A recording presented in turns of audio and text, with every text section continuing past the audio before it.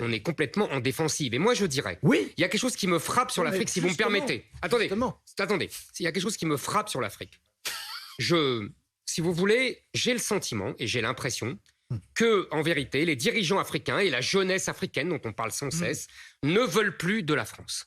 Je ne dis pas qu'ils ne veulent plus de la colonisation ou de la post-colonisation, parce que je vois qu'ils se jettent dans les bras des Russes et des Chinois qui seront des puissances coloniales bien supérieures et bien plus cruelles, si j'ose dire, que les Français. En revanche, ils ne veulent plus des Français. Moi, j'y vois une occasion de discuter franchement avec les dirigeants africains et les peuples africains.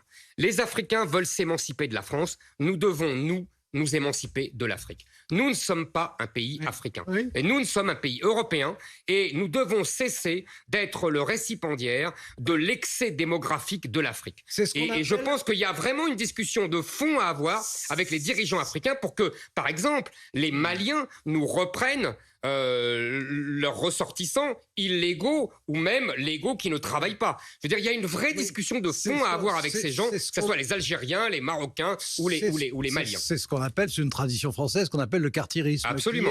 Qui est on s'occupe de nous, on s'occupe pas des autres. Qui est en ce moment un rejet de la France, c'est un fait. Que ce soit au bénéfice des Russes pour l'instant, des Chinois par la suite, c'est un fait aussi.